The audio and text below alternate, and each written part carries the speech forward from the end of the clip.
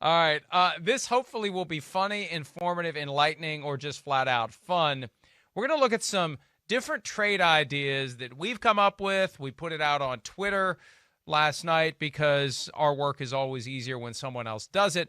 But the test is going to be, under each of these various scenarios, who puts the kibosh on it? Who says, no, that's not a deal that's going to work? It could be team, it could be coach, it could be owner, it could be player, it could be anybody. So let's just have some fun with that as we try this out, since it is trade season in the NFL, as we saw yesterday with Carson Wentz and the Colts and the Eagles doing business. One thing I need to mention before we go any farther. Remember, none of these deals are done until March 17 at 4:01 p.m. Eastern. And as we see more and more, Myles, of these deals that get done in advance, statistically, at some point it's inevitable that one of them is not going to happen, that one of them is going to fall apart. And all it takes is a failed physical. That's all it takes. That's the easy cover. Sorry, we wanted to go forward, but the doctor didn't feel comfortable and failed the physical. It's going to happen at some point. You can't have this many deals that are done weeks in advance of when the deals become official and not inevitably have one of them go sideways. And the minute we stop saying that is the minute it's going to happen. Yeah, probably. But I don't know that it's going to happen with the highest of profile deals, right? Because you don't trade these quarterbacks and then think, well, something might happen or something might not happen. And you have to have complete confidence, I think, with whether you're trading Matt Stafford and Jared Goff or whether you're trading Carson Wentz to Indianapolis, that this is going to go through from a physical standpoint. You can't come in at the 11th hour and then say, I don't know, I'm maybe having some buyer's remorse, failed a physical. Like that. If that were to happen, and obviously it would become something that is a huge, huge story, but it also, I think, would damage the reputation of whatever team it is, so that teams across the league probably wouldn't want to deal with that team anymore. So I think you're right. It's probably going to happen at some point, but it will be something that's a maybe lower profile deal, something for maybe like a 4th-round pick or a 5th-round pick, as opposed to top quarterbacks that are supposed to be franchise guys. Important disclaimer to make before we embark on this journey. These proposed deals are completely and totally fabricated and will always be treated that way by NBC Sports and all affiliated companies and subsidiaries. We will never take this and turn it into a suggestion that it's a report that this is a trade that could be done, such as, for example, I don't know, just something random, Deshaun Watson to the Panthers for 3 first-round picks and Christian McCaffrey. We will never present that as anything other, just some crazy concoction. I don't know why I'm saying that. I just am. Let's get into it. Seahawks quarterback Russell Wilson to the Jacksonville Jaguars for the first overall pick in the draft, the Trevor Lawrence pick, or whatever you want it to be, and 2 additional first-round selections. If that trade is on the table, who would say no to it? Remembering that Russell Wilson does indeed have a no-trade clause, Myles. I would say basically anybody affiliated with the Seattle Seahawks would say no to that. So Russell Wilson, owners, Pete Carroll, Schneider, whoever you want it to be with the Seattle Seahawks, I think they would say no, because I don't think they want to get rid of Russell Wilson. I don't think Russell Wilson inherently wants to leave Seattle either. I think he just wants things to improve where he is. And think about going from Pete Carroll, somebody who can get you to a Super Bowl, to then going to Urban Meyer, who, yes, he's had plenty of success at the college level, but I don't think you can say that he's gotten through his first few weeks as an NFL head coach unscathed. So if I'm anybody with Seattle, I would say no. But if anybody with Jacksonville, I think I would say yes. Yeah, look, I am not ready to say that anyone with Seattle would say no to this. Russell Wilson may say no to it. Russell Wilson may say, sorry, I don't want to play for the Jacksonville Jaguars, although he may be intrigued by the trips to London every year, right? He may find that intriguing, but I don't think he's going to want to play for the Jaguars. I think he'd be the one who would nix it. But Seattle more broadly, and I go back to 2018, and this is something that Chris Sims talked about before anyone else, and now plenty of others are talking about it, the notion that the Seahawks were pondering the possibility of sending Russell Wilson to the Browns for the first overall pick in 2018 with the idea that they would have taken Josh Allen. So here we are, 3 years later, a quarterback in Trevor Lawrence that has some comparisons to a Josh Allen type of a guy, big guy, mobile guy, big arm. If that landed on the Seahawks' desk right now at a time when they're paying Russell Wilson $35 million a year and they're not all that far from his agent saying, time for the next contract that puts him at the top of the market, time to do it, time to make it happen. When you look at all those factors, I could see the Seahawks being intrigued by it. Now, look, some think the passage of a week with no further issues or problems with the Seahawks have caused everything to kind of resolve. I don't think anything's been resolved. I think it's still where it was last week. So I think that it's more likely that Russell Wilson would say no to it. But if I'm the Seahawks and I can get the first overall pick and 2 more Jaguars first-round picks, which are likely to be higher than lower as they rebuild this team, I'm seriously thinking about it. Again, I think that the quarterback involved is the one who would be most likely to say no, but I think the Seahawks would be intrigued if that offer was on the table. I might be intrigued, but I don't think that kits them to a championship caliber level like that they would still be if they had Russell Wilson. I mean, obviously, if you have a QB on a rookie contract, that allows you to then build around the QB and sets you up to then be a Super Bowl contender. Or like if you want to give good pieces on defense, if you want to sign some veteran offensive linemen and make sure that QB is protected, you want to go out and get a good wide receiver and make sure you can pay that guy as well. But I don't know. I always just think that the QB is so important. And, we've always talked about how Russell Wilson's never gotten an MVP vote. And then he had the great start to the year that then turned into an okay finish. And then they lost in that first round of the playoffs to the Los Angeles Rams. I just don't know why, if you're Seattle, you'd want to replace your veteran QB with a rookie QB and then still think that without training him, you can get to where you really want to get to. I just think that having that veteran QB and having somebody who has won you a Super Bowl before is a much easier way of getting to a championship level than trying to bring in an unknown and figuring out whether or not they can do it for you. But, hey, I'm not a Seattle decision maker, so what do I know? When did they get to the Super Bowl? What contract was Russell Wilson operating under? He was on a rookie deal, yes. I know. I thought of that as I was saying it, too. It's a good point. But they also had the nucleus of a great team around him. Right now, I don't think they have that. Yeah, they have Jamal Adams, but let me tell you, if Russell Wilson ever gets traded, I think the next guy who's going to be jostling for a trade, because we know how much he wants to win games, and all of a sudden the Seahawks may not be winning many games without Russell Wilson, it's going to be Jamal Adams. Another Russell Wilson trade. And this is one that Peter King mentioned last Friday. Seahawks send Wilson to the Jets for Sam Darnold, the number 2 overall pick in this year's draft, and 2 additional first-rounders. So you get Darnold plus 3 ones, including the first pick after the Trevor Lawrence pick. Does that change your thinking in any way? I know it does for me, because I think Russell Wilson, more intrigued by the possibility of New York than Jacksonville, all due respect to Jacksonville. But would the Seahawks think of this one any differently in your mind? I think that they should, and one reason is just because you have a quarterback who at least has some experience playing. I think we know what Sam Darnold can be. When he's good, he's really good. Now, does he have, some turnover problems? Yes, he also does. But I think Russell Wilson wouldn't be as quick to say no to this one as he would be for that Jacksonville trade. And I think that this one makes more sense to me from a Seattle perspective, too, because you're not getting the number 1 overall pick, but you're getting the 2 overall pick. You're getting another couple first-round picks that have the potential to be higher than not. And at least you're getting a quarterback back, who already has played some games in the league. So the game is who says no. I still would say Russell Wilson would say no to this one, but I think he wouldn't say no as quickly as he would with a trade to Jacksonville, if that makes any sense. No, I agree with you on that. I just think that it's going to take something huge if it ever even happens. And the Seahawks clearly have gotten calls, but so far they have deflected any interest. I think next year is the more likely boiling point for team and player based on how 2021 goes.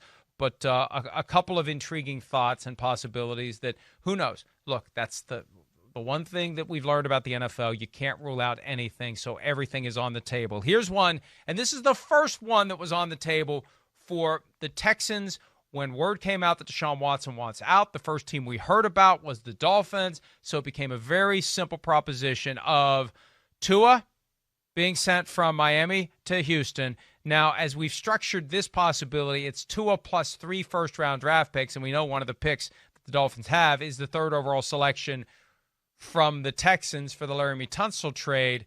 Who would say no to Tua plus 3 ones for Deshaun Watson? It might be Jack Easterby or Nick Caserio, but I don't know if anybody should. I think that that's probably the most fair deal that they would get. Deshaun Watson, I don't think, would say no to it. Tua Tagovailoa might want to say no to it, but I don't know that he really has much of a say in this. But that, to me, is a deal that really sets up Miami very well. And at least if you're Houston, that's a trade that gets you back a quarterback who was drafted within the top 10, who can be an elite quarterback maybe if you train him up properly. And I think it at least sets you up with a quarterback that's on a rookie contract that you can build around and say, look, yes, we got rid of Deshaun Watson, but we also got back somebody who we think has a lot of potential, somebody who we've seen win national championships at Alabama. And you know what? Maybe that's something that you could sell to them. But at least at this point, it seems like, the top brass of the Texans would say no to it. But I think it's a deal that they probably should seriously consider saying yes to.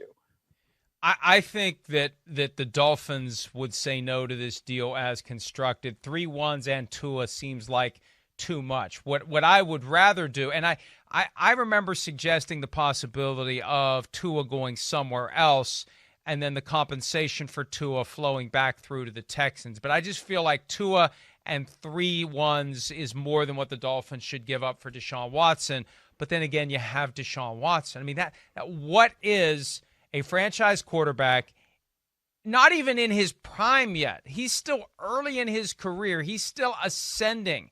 What is he worth? Now I'm talking myself out of it. I don't know. If you're the Dolphins, I think you give up whatever you have to give up to get him, as long as it doesn't undermine your ability to win. Now, that's the problem. If you're Deshaun Watson, and that's one of the original challenges we flagged when we look at where Deshaun Watson could go, you don't want to go to a team that when they give up what they give up to get Deshaun Watson turns that team into the Texans because there's nothing left.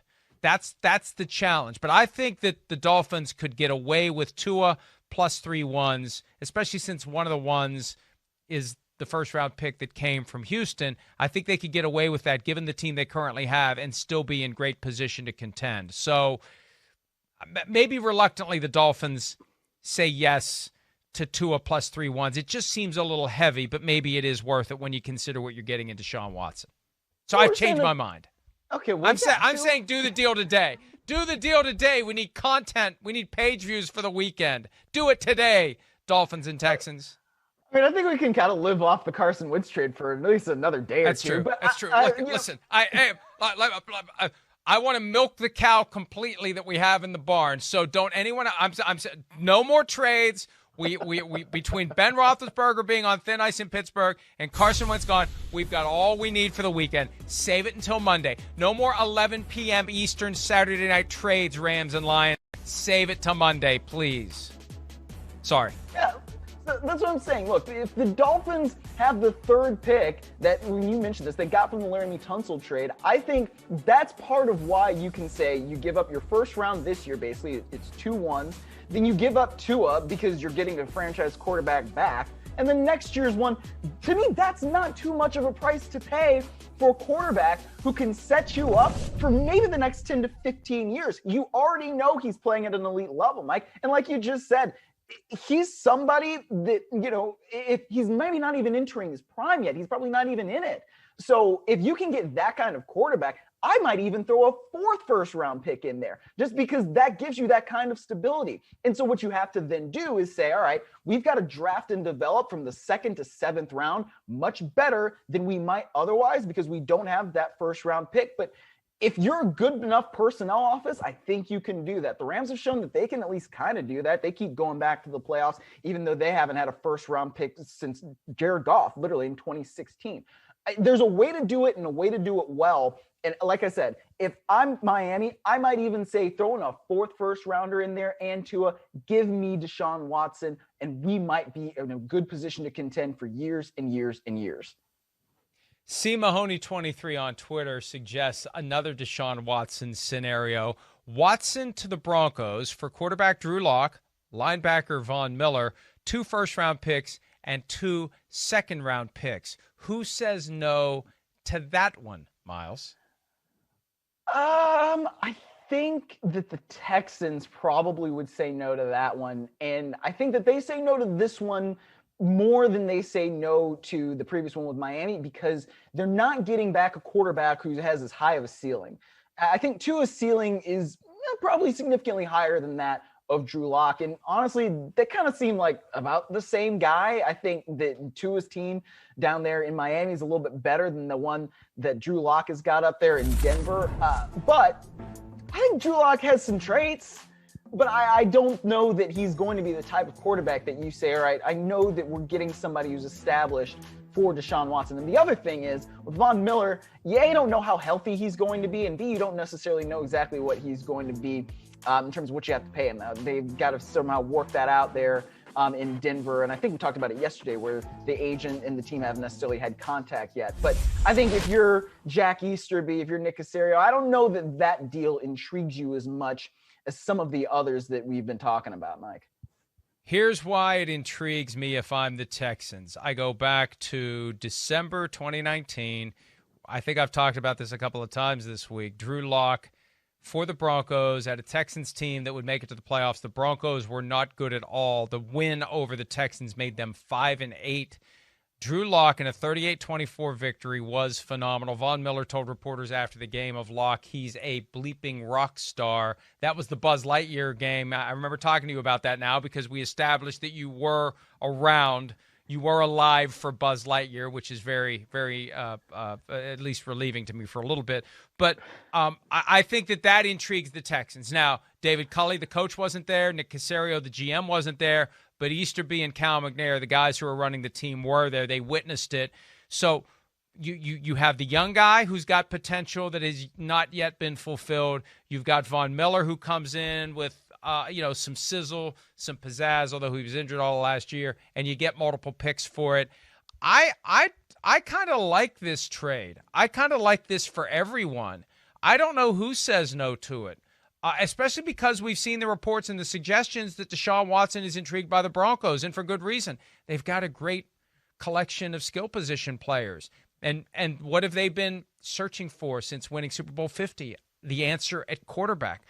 I'm very fascinated by what George Payton, the new GM of the Broncos, could concoct, and we've seen the report as well that they plan to pursue Deshaun Watson if the Texans decide to trade him. I think they should pursue him even if they don't decide to trade him, because I think that's what it's going to take. It's going to take offers, it's going to take pressure, and it's going to take putting the Texans in a situation where they are getting something that they can't refuse, and hopefully they'll be smart enough to not refuse it. Another Broncos trade that is very fascinating to me, Kirk Cousins. Vikings quarterback, 2 years left under contract at a total payout of $56 million. Cousins to the Broncos for Drew Lock and a second-round pick. Who would say no to that one, Myles? I might say no to that one if I'm the Broncos, because I don't know that Kirk Cousins is really going to elevate me all that much more than Drew Lock. I don't know. I mean, Kirk Cousins, when he's good, he's great, but when he's not, he's really not. And I think if you can sort of develop Drew Lock and you think that whatever Drew Lock's ceiling is, I think it might be around that of Kirk Cousins. Because when Drew Lock has had these good games, I mean, you just brought up that Texans game in 2019. There was a game against the Panthers that he had in 2020 where Drew Lock was really excellent. When he's good, he's really good. So if you can just get that level up and make him a little bit more consistent, you've still got him on a rookie contract for the next couple of years. Maybe you can develop more around him and get him some more skill players so that, like we were talking about with Russell Wilson, you get a guy who can get you to the Super Bowl with the amalgamation of talent that is around rather than just with the QB. I don't know that Kirk Cousins elevates you enough to get that done. So I guess to answer the question in a very long manner, the Broncos, I think, would say no to this particular trade. I think that the mere fact that George Paton would or wouldn't make the call will tell us in a roundabout way what the Vikings currently think of Kirk Cousins, because Paton's been there. He knows he's part, and he has an opinion on Kirk Cousins. So, I think the problem is the Vikings need Kirk Cousins to the extent that Mike Zimmer wants to have a good enough of a season to keep his job. I think big picture long term, the Vikings would be better off moving on, especially because Cousins made it clear he's going to play out the final 2 years of his contract, and the way things work, it's going to be impossible to franchise tag him. He's hitting the market in 2 years. Now, what will the market be for him? I don't know. I think I don't know. I think the Vikings say no to it for that reason. The Vikings need Kirk Cousins. And I don't think Drew Lock is enough of a replacement who can come in and allow the Vikings to be good enough this year to keep people employed. That's why they want to keep Kirk Cousins. So they would need an upgrade that would allow Mike Zimmer to think, I put this guy in place, we're going to be good enough that I get a 2022. Even if it's in the best interest of the team to move on from the Cousins contract and see what you have in Drew Lock, I don't think Lock has enough to save Zimmer after this year, and that's why the Vikings would say no to it. Specifically, it would be Zimmer saying to Rick Spielman, the GM, hey, you know what? Without Cousins, we both may be fired after this season. All right, here's one from Seattle 12th fan. Browns receiver Odell Beckham Jr. and a fourth-round pick to the Patriots for cornerback Stephon Gilmore. Myles? Who would say no to that? Oh, man. I want to say the Browns because I think that they feel like if they have Odell Beckham Jr., they can be an even better offense than they were in 2020. But also getting that kind of caliber corner back when you're getting rid of somebody like Odell Beckham Jr., man, that's a tough one to say no to. I think almost the Patriots might say no to it first because, even if you have Odell Beckham Jr., who's throwing him the ball? I mean, are they going to go out and somehow get Jimmy Garoppolo from San Francisco? And then at that point, who's San Francisco's quarterback? And you sort of got this domino effect or snowball effect there. So I think that the Patriots would be more likely to say no to it because you don't know who's throwing him the ball and you don't know if even having Odell Beckham Jr. is going to make that much of a difference for you because until you solve the QB issue, you can't really solve anything else. First question, is he healthy? And that would be the thing that would cause me to pause if I were the Patriots. If he is healthy, though, it's clear that Beckham has craved playing for the Patriots. Now, I don't know how much of it was Tom Brady versus playing for the Patriots, and you're right, there needs to be a good quarterback there. Maybe having Odell Beckham Jr. makes the team more attractive from a quarterback standpoint. I don't know because, the reality with Odell Beckham Jr., and maybe he loses this aspect of his overall football persona if he goes to the Patriots, the idea that I need to get the football. For the team to win, I need to get the ball. If I'm not getting the ball, the team's not going to win, and I'm justified in wanting the ball because I believe that's what helps the team win. That put a lot of pressure on Baker Mayfield in 2019. I think that's one of the reasons why they struggled. And look at what happened last year without him. I mean, he gets injured against the Bengals. People ask the question of various members of the Browns, are you better off as an offense without him? And, guys like Baker Mayfield weren't real happy with that question being asked. And, look, it's right after the guy tears an ACL, but it's a fair question. And I don't know. They made it to the final 8 without him. So Stephon Gilmore definitely seems like a guy who is available for the Patriots, and it looked like they were thinking about doing something at the trade deadline. This one kind of makes sense to me, but I think the big red flag is Odell Beckham Jr., is he healthy? And that would be the thing that would get the Patriots to say, we're not ready to do this. They could always trade for him later. They don't have to do it right now. Maybe they just do a straight Gilmore to someone deal for now and then revisit the possibility of Beckham at a later date. Here's one from FGC 081085. We always want to get the numbers right at the end of a Twitter handle. Jets quarterback Sam Darnold and a third-round pick to the Bears for the 20th overall pick. The Bears don't have many options that would be upgrades over what they currently have. I hadn't thought of Sam Darnold. How does that pick sound to you? Who would say no to that draft or that trade possibility? Well, I think it would be the Jets, right? Because are the Jets? You said the Jets are sending another first-round pick with Sam Darnold? No, Jets get a first. It's Okay. Sam Darnold and a 3 to the Bears for the 20th overall pick from the Bears. Okay, well then no, I don't know if anybody says no to that. I mean, I think the Bears maybe, you don't necessarily want to trade your first round pick for Sam Darnold, but at the same time, I think that actually gives them a viable quarterback option that, maybe can keep Matt Nagy employed, right? We just talked about that. With the Vikings, I think the biggest thing there is, do you actually believe in Sam Darnold, and do you believe that he can be the quarterback for you that can actually win you some games? But I think that actually might work out pretty well for both teams, because that means that the Jets could do whatever they want in getting a quarterback early, or they could wait later in that first round and then see what quarterback falls to them. Or then, I mean, if you're the Bears, like I said, you actually get somebody who maybe can elevate your offense and can do things that will help you win, rather than just maybe re-signing Mitchell Trubisky or seeing what else is out there on the free agent market, or still rolling the dice with Nick Foles. I don't really know who says no to that one, actually. Yeah, it all depends upon what the Jets think of Sam Darnold, and we don't know, because they're not going to come out and tell us what they really think. What Joe Douglas isn't going to say it. Robert Saleh's not going to say it. If they really like Sam Darnold, that seems a little bit light to have to give up the 3 to get that 20th overall pick back, especially because it doesn't put you in position to get one of the great. Oh, but they already have the second overall pick, so they could take a quarterback there if they want. And they'd have 3 first rounders. They'd be one short of the year where they had 4 first rounders. Chad Pennington, Anthony Becht.